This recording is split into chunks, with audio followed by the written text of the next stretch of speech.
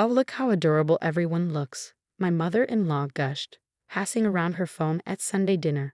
Olivia, you always organize the most wonderful family photos. I peered over my plate, catching glimpses of my sister-in-law's latest masterpiece, another perfectly coordinated family photo shoot featuring her husband Tom, their 3 kids, and my in-laws. Everyone wore matching cream sweaters, posed artfully in a sunlit meadow. My husband Matt squeezed my hand under the table. He knew what was coming. When did you take these?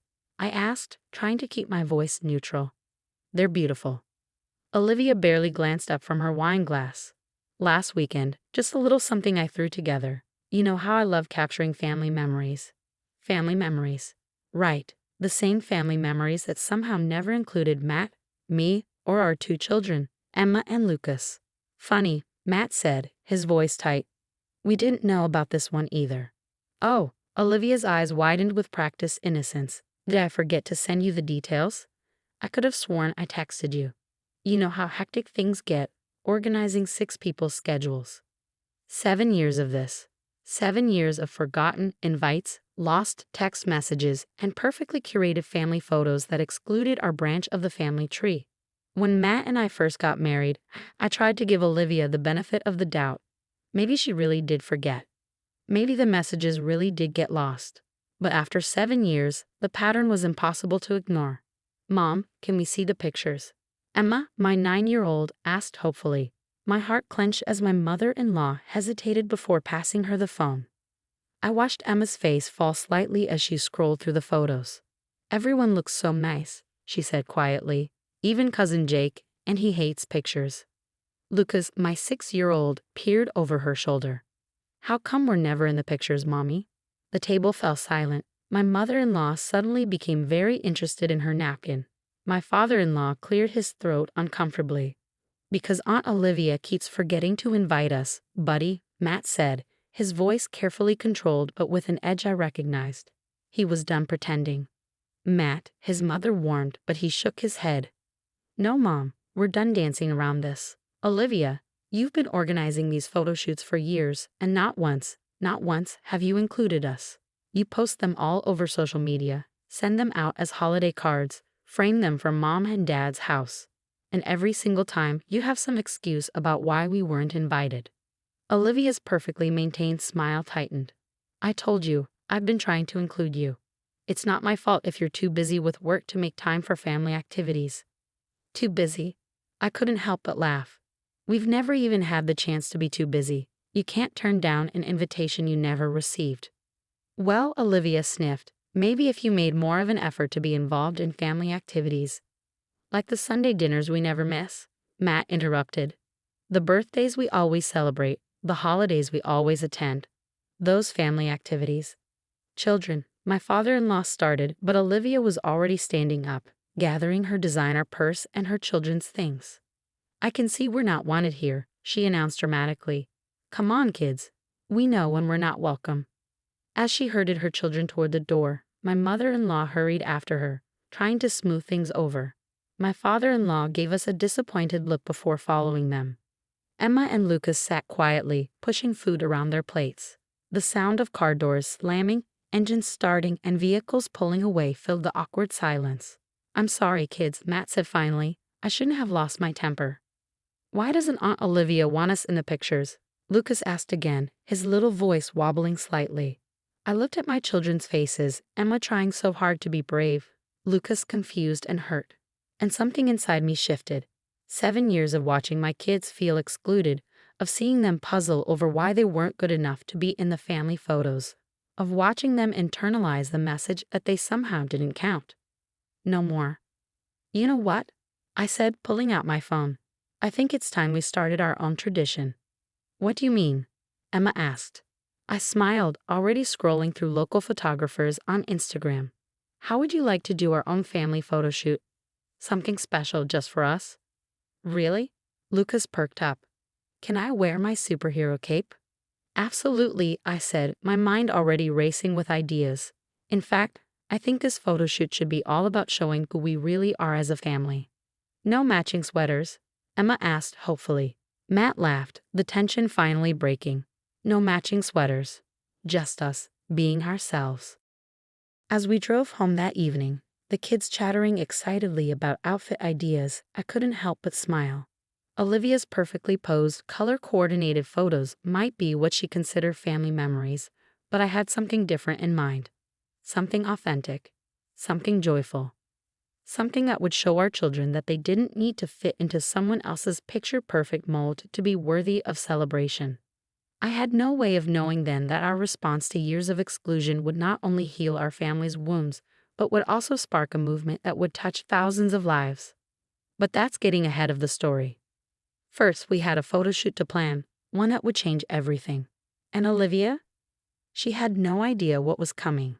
The photographer I found, Sofia Martinez, was everything I hadn't expected.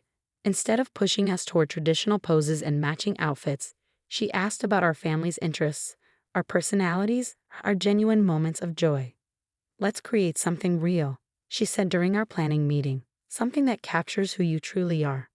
We decided to do the shoot at our home, starting in the kitchen, where our family spent most of our time. Emma in her science apron conducting experiments with baking soda and vinegar.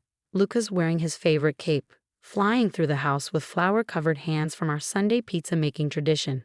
Matt and I in the middle of it all, laughing, messy, and completely ourselves. "These are amazing," Sofia said, showing us previews on her camera. The joy just radiates from every shot. She followed us through our regular Saturday routine.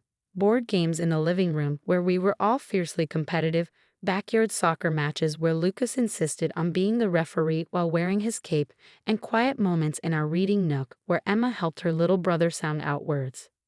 "One more location," I suggested, leading everyone to our garage.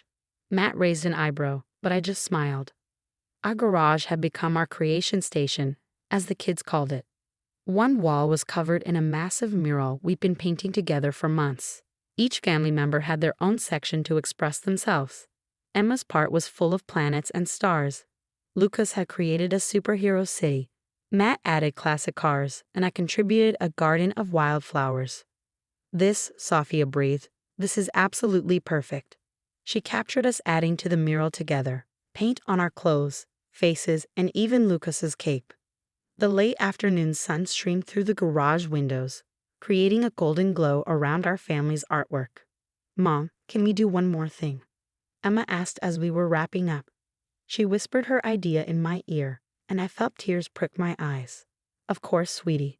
Emma disappeared into the house and returned with a family photo from Olivia's last shoot, the one where we weren't included.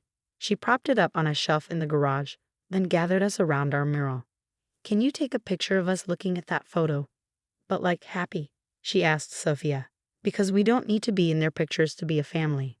My heart swelled as Sophia positioned us, all of us looking at Olivia's perfect photo while standing in front of our beautifully chaotic mural, covered in paint, Lucas's cape slightly crooked, Emma's science goggles pushed up on her head, Matt and I with our arms around each other.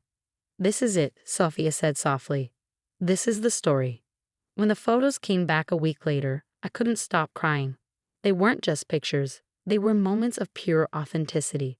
Every image captured something real: the laughter, the mess, the love, the creativity that made our family unique. "These are incredible," Matt said, his voice thick with emotion. "This is us, really us." The kids were ecstatic, pointing out their favorite shots and already asking when we could do it again. But it was Emma's final photo concept that struck me the most, our paint-covered, joy-filled family looking at Olivia's pristine portrait with genuine smiles. It spoke volumes about acceptance, about choosing joy over bitterness, about creating our own happiness. "I want to share these," I said suddenly, "not just as holiday cards, but on social media too, with a message." Matt looked at me carefully. "Are you sure? You know Olivia will see them." "I'm sure," I replied, not to spite her, but to show other families that they don't need to fit some perfect mold to be worth capturing. We decided to create holiday cards first. Instead of the traditional single photo, we made a collage of our various activities: science experiments, pizza making, mural painting, superhero games. At the bottom, we added a simple message: "From our perfectly imperfect family to yours." Then, with the kids' enthusiastic permission, I shared the photos on social media. I wrote about our experience of being excluded from family photos, but instead of focusing on the hurt, I emphasized how it led us to create something authentically ours. Perfect family photos are beautiful, I wrote, but real family moments are magical. Here's to embracing who we truly are, mess and all. I posted it late one evening after the kids were in bed. Matt and I sat together on the couch, both nervous and excited about sharing our story. Neither of us could have predicted what would happen next. By morning, the post had thousands of likes and shares. Comments poured in from families sharing similar experiences of feeling like they didn't fit the perfect family mold. Parents posted their own real family moments, kids mid-tantrum, pets photobombing portraits, meals gone hilariously wrong. "You've started something," Matt said, scrolling through the responses. "Something important." Sophia called mid-morning. "Your photos have gone viral in the photography community," she said excitedly. "Everyone's talking about authentic family photography. I've already had calls from families wanting similar sessions." As the day continued, our story spread further. Parenting websites picked it up. News outlets reached out for interviews, but the most meaningful responses came from families like ours. Families who felt seen and validated by our decision to embrace our reality. And Olivia? Well, that's where things got interesting. The annual family Christmas gathering was 3 weeks after our photos went viral. We hadn't heard directly from Olivia, but through my mother-in-law, I knew she'd seen everything. Our photos had even been featured on a national morning show, in a segment about the importance of authentic family representation. Walking into my in-laws' house that Christmas Eve, I held Matt's hand tightly. Emma and Lucas bounded ahead, excited to show their cousins the superhero cape and science kit they brought along. No more hiding who they were. The atmosphere shifted noticeably when we entered. Olivia was already there, standing by the Christmas tree, her children hovering uncertainly nearby. The usual perfectly coordinated family outfits were missing. Instead, her kids were wearing what looked like clothes they'd chosen themselves. "Aunt Olivia." Lucas ran up to her, cape flying behind him. "Look what I brought for Jake." He pulled out a matching cape from his backpack, holding it up to his cousin. The old Olivia would have sniffed disapprovingly, but something had changed. She knelt down to Lucas's level, examining the cape with genuine interest. "That's very thoughtful of you, Lucas," she said softly. "Jake's been talking about your superhero games ever since he saw the photos." My mother-in-law appeared from the kitchen, wiping her hands on her apron. "Oh good, everyone's here. Olivia has something she'd like to say." The room fell quiet. Olivia stood up, smoothing her skirt, a nervous gesture I'd never seen from her before. She started, then paused, looking at her own children. "I owe you all an apology, especially Emma and Lucas." The kids stopped their excited chatter, watching their aunt curiously. "Those photos you took," Olivia continued, "they made me realize something. I spent so many years trying to create this perfect image of family. The right clothes, the right poses, the right everything. But when I saw your photos, the joy, the mess, the real moments," she took a deep breath. "I realized what I've been doing to my own children, to all of us." Jake, her oldest, stepped forward. "Mom let us pick our own clothes today," he announced proudly, showing off his dinosaur sweater. "And we made cookies," his sister added. "They're kind of burned, but Mom said that's okay." Tears welled in Olivia's eyes. "I've been so focused on appearances that I forgot what family really means. Watching your photos go viral, seeing how many people connected with your realness, it made me ashamed of how I've treated you all." Matt squeezed my hand. I could feel the years of hurt beginning to heal. "Would you?" Olivia hesitated. "Would you help me learn how to capture real moments, not just perfect poses?" Before I could respond, Emma spoke up. "We're painting the last part of our garage mural tomorrow. You could all come help if you want. It's really fun getting messy." The genuine smile that spread across Olivia's face was nothing like her usual practice one. "We've loved that." The rest of the evening was unlike any family gathering we'd had before. The kids played superhero games together, capes flying. Jake showed Emma his own science experiments. The adults shared stories of their most disastrous family photos, laughing together instead of competing. Later, as we were all gathered around the tree, my mother-in-law called for a family photo. Usually this would have been Olivia's cue to arrange everyone perfectly. Instead, she looked at me. "How about we try it your way?" So we did. No posed smiles, No coordinated outfits, just our whole family squeezed together on the couch, kids sprawled across laps, Lucas and Jake in their matching capes, Emma showing her cousins how to make silly putty, genuine laughter all around. That photo now hangs in all our homes, including Olivia's. It's not perfect, someone's eyes are closed, Lucas's cape is covering half of Jake's face, and Emma's science experiment left a stain on the couch. But it's real. It's us. Our story continued to inspire others. Sophia's authentic family photography sessions became so popular she had to start a waiting list. Olivia and I even collaborated on a blog about embracing imperfect family moments, sharing stories of burnt cookies, failed craft projects, and the beauty found in everyday chaos. But the real victory wasn't in the viral posts or the morning show features.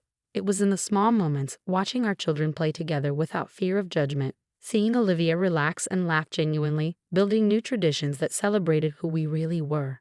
Sometimes the best revenge isn't about getting even. Sometimes it's about showing others a better way forward. Our perfectly imperfect family photos didn't just change our family's dynamic, they helped us all remember what really matters. And now, every family photo includes all of us. Mess, chaos, superhero capes, and all.